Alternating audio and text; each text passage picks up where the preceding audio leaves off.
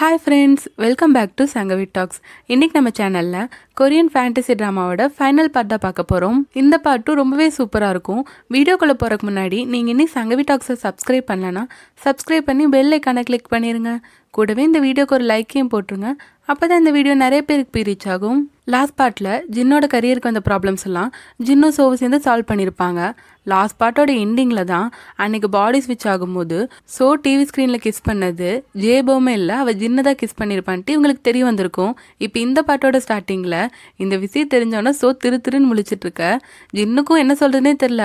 அவங்க அப்படியே சோகமாக அந்த கரோக்கே சென்டர்லேருந்து வெளியே வராங்க. வெளியே தானே நாரே வெயிட் பண்ணிட்டு இருக்கா.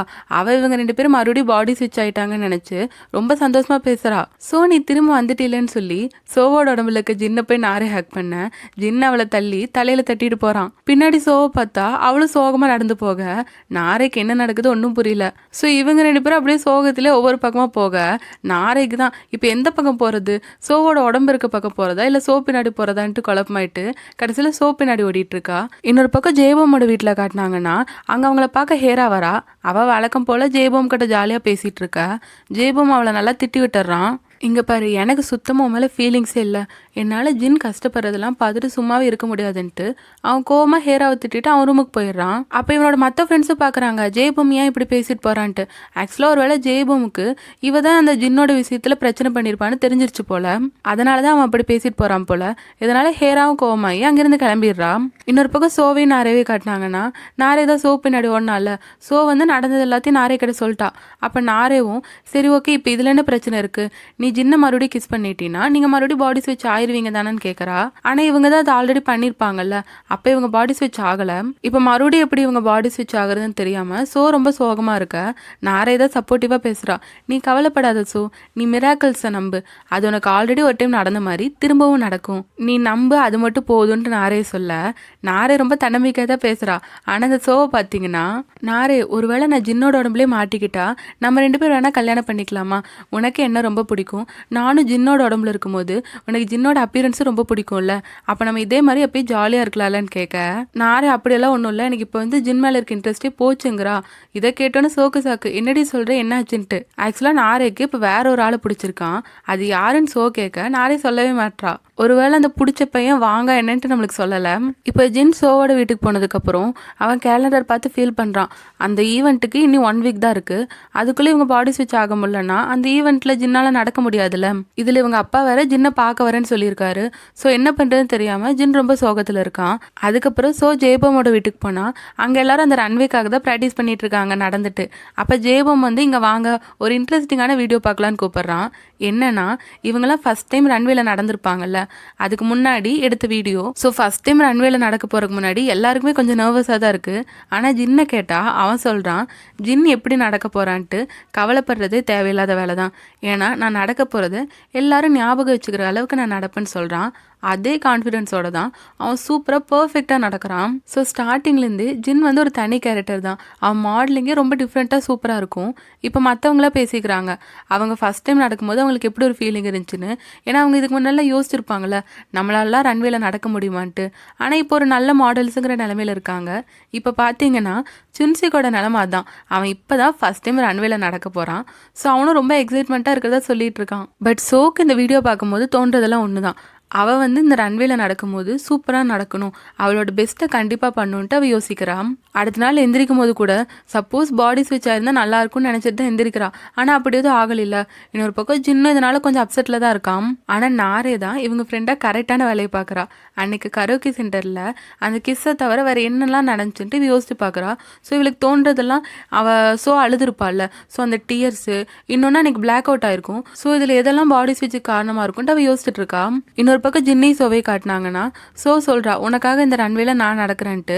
ஆனால் ஜின் என்ன சொல்கிறான்னா அது நடக்காத காரியம், நீ நல்லா நடந்தாலும் ரன்வேல நடக்கிற அளவுக்கு கொஞ்ச நாளில் சூப்பராக ப்ராக்டிஸ் பண்ண முடியாது, நம்ம பேசாமல் கிவ் அப் பண்ணிடலான்னு ஜின் சொல்ல அதுக்கு சோ சொல்கிறா என்ன கிவ் அப் பண்ண போறியா, அப்போ அன்றைக்கி உங்கள் அப்பா வந்து பார்க்குறேன்னு சொன்னாரே அவருக்கு நீ என்ன பதில் சொல்ல போகிற, நான் நீ ஃபஸ்ட் டைம் ரன்வேல நடந்த வீடியோவை பார்த்தேன், நீ அதில் அவ்வளோக்கு எக்ஸைட்மெண்ட் காட்டிக்கலனாலும் நீ எந்த அளவுக்கு மாடலிங்கை லவ் பண்ணுறேன்ட்டு அந்த ரன்வேலையே எனக்கு புரிஞ்சு, அதோட நீ தானே சொன்ன ஜின்னை பற்றி கவலைப்படுறது தேவையில்லாத வேலைன்ட்டு. ஸோ இப்போ நான் என்ன பண்ணுறேன்ட்டு நீ கவலைப்படாத, நம்ம கண்டிப்பாக நல்லா பண்ணுவோங்கிறா. இதை கேட்கும் போது தான் ஜின்னுக்கு ஒரு மாதிரி நம்பிக்கை வந்த மாதிரி இருக்குது. சரி ஓகே, நான் உனக்கு சொல்லித்தரேன்னு சொல்லிட்டு அவன் நிறைய அட்வைஸ் கொடுக்குறான். அந்த ரன்வே அப்போ என்னென்னலாம் பண்ணணும், எப்படியெல்லாம் நடந்துக்கணும்ன்ட்டு. ஸோ அதுக்கேற்ற மாதிரியே நடந்து காட்ட அவளுக்கு வந்து நிறைய ட்ரைனிங் தேவைப்படுது. இவன் எத்தனை டைம் திரும்ப நடன்னு சொன்னாலும் அவள் சலிக்காமல் அதை பண்ணுறா. சூப்பராக ட்ரைனிங் ஒத்துழைக்கிறா. அப்படியே நாட்களும் ஓடுது. இவங்களுக்குள்ள இருக்க பாண்ட் இன்னும் இன்க்ரீஸ் ஆகி ரொம்ப ஹாப்பியாக தான் ப்ராக்டிஸ்லாம் பண்ணிட்டு இருக்காங்க. அப்படி ஒரு நாள் அவங்க ட்ரைனிங் முடிச்சு உட்கார்ந்துருக்கும் போது ஜின் சொல்கிறான், இன்னைக்கு நீ ரொம்ப நல்லா ப்ராக்டிஸ் பண்ணன்ட்டு. ஆனால் அதுக்கு இல்லை, நான் இன்னும் என்னோட பெஸ்ட்டை கொடுக்கணும்னு நினைக்கிறேங்கிறா. இவ இப்படி பேசுறது ஜின்னுக்கு ரொம்பவே பிடிச்சிருக்கு. அவளோட தலையில் தட்டி கொடுத்துட்டு இருக்கான். ஆக்சுவலாக இவங்க ஒரு டெலிஃபோன் பூத் முன்னாடி நின்று தான் பேசிகிட்டு இருக்காங்க. அப்போ ஜின் அந்த டெலிஃபோன் பூத்துக்குள்ளே போய் அவன் ஃபோனில் பேசுகிற மாதிரி பேசுகிறான். நீ எதுக்காக மாடல் ஆகணும்னு ஆசைப்பட்டன்ட்டு. அதனால சோவும் அதை புரிஞ்சுக்கிட்டு பக்கத்தில் இருக்க இன்னொரு பூத்துக்குள்ளே போய் அவளும் பேசுகிறான். ஆக்சுவலாக நான் மாடல் ஆகணும்னு ஆசைப்பட்டது நிறைய புது புது ட்ரெஸ் எல்லாம் போடலாம், அதோட ஜெயபம் கூட நடக்கணும்னு ஆசை, அதனால தான் அதை பண்ணேன்னு சொல்கிறான். அப்போ ஜின் கேட்குறான், ஓ அப்போனா இப்போல்லாம் நீ ரொம்ப ஹாப்பியாக இருக்க போல் ஜெயபம் கூடன்னு கேட்க. ஆனால் அதுக்கு என்ன சொல்கிறான்னா, அவள் இப்போ வந்து அது பெருசாக எதுவும் ஃபீல் பண்ணலன்னு சொல்கிறா. முதல்ல ஜின் கூட பேசணும்னு நினைக்கும் போதே ஹாப்பியாக இருக்கும், பட் இப்போ எதுவும் எனக்கு அது ரொம்ப ஹாப்பியான ஃபீலிங்லாம் தரலங்கிறா. அதனால ஜின் சொல்கிறான், கேர்ள்ஸோட மைண்டே இப்படி தான் மாறிட்டு இருக்கும் போல். ஃபஸ்ட்டு நம்மளுக்கு என்ன வேணும்னு நல்லா டிட்டர்மின் பண்ணிவிட்டு அதுக்கேற்ற மாதிரி நம்ம உழைக்கணும்னு இவன் சொல்லிட்டு இருக்கான். ஆனால் சோவோட பார்வையெல்லாம் அப்போ ஜின்னு மேலே தான் இருக்குது. சோவோட ஃபீலிங்ஸ் என்னென்னு அதுலேருந்தே நம்ம புரிஞ்சுக்கலாம். ஆனால் அடுத்து என்ன ஆகுதுன்னா, அந்த ரன்வேக்கு முன்னாடி நாள் வந்து தனியாக ப்ராக்டிஸ் பண்ணிட்டு இருந்திருக்கா. அப்போ தெரியாமல் அவள் கால் சுலுக்கிருச்சு. ஹாஸ்பிட்டல் போய் பார்த்தா தான் தெரியுது, டாக்டர் கண்டிப்பாக ரெஸ்ட் எடுக்கணும், கட்டு போடணும்னு சொல்கிறாங்க. பட் நாளைக்கு ரன்வே வச்சுட்டு இப்போ கட்டு போட முடியாதுல்ல, அதனால போடல. அதுக்கப்புறம் வீட்டுக்குள்ளே வரும்போது அவள் தாங்கி தாங்கி நடந்து வந்துட்டுருக்கா. இதை ஜெயபம் பார்த்துட்டான்.